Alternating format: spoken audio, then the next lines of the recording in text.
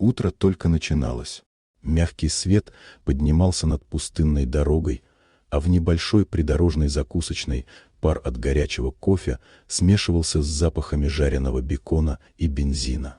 За столами сидела группа байкеров, массивные, молчаливые, в потертых кожаных жилетах.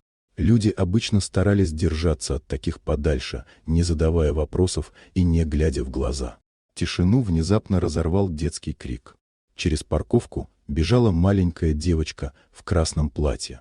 Она спотыкалась, скользя по холодному асфальту, лицо было в слезах и грязи, а в голосе звучал настоящий животный страх. Она отчаянно указывала в сторону дороги, туда, где за деревьями прятались старые трейлеры.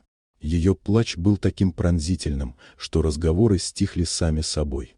Большинство посетителей замерли, не решаясь вмешаться. Шаг вперед сделал только один человек.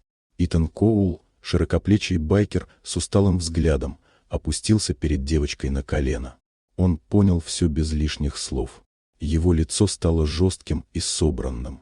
Он поднялся, жестом подозвал двух своих товарищей, Роуга и Саймона.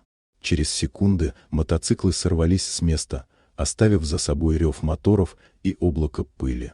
Девочку укутали в кожаную куртку и усадили у окна закусочной. Она молча смотрела вслед исчезающим огням. То, что байкеры увидели в трейлере, не требовало объяснений. Женщина была прижата к стене разъяренным мужчиной, который уже не контролировал себя. Все закончилось быстро. Его обезвредили, не нанеся лишнего вреда, и удерживали до приезда полиции. Байкеры не скрылись.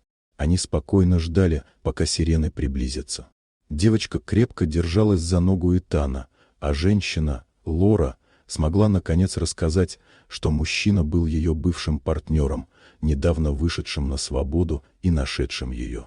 Когда все закончилось, Итан аккуратно посадил девочку на свой мотоцикл и вернулся с ней обратно.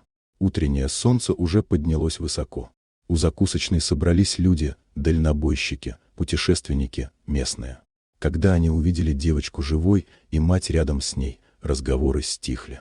Байкеры молча сняли свои куртки и накинули их на женщину и ребенка. Жест был простым и неожиданным. История разошлась быстро. Люди начали помогать, приносили еду, вещи, предлагали жилье. А по выходным у закусочной снова можно было увидеть мотоциклы, без шума, без показухи. Просто проверяли, все ли в порядке. Через несколько месяцев девочка подарила Итану рисунок. Мотоциклы, она сама и мужчина, вставший перед ней на колено. Он долго смотрел на рисунок, а потом аккуратно спрятал его во внутренний карман жилета. Иногда самые пугающие с виду люди оказываются теми, кто первым делает шаг вперед, когда остальные отворачиваются.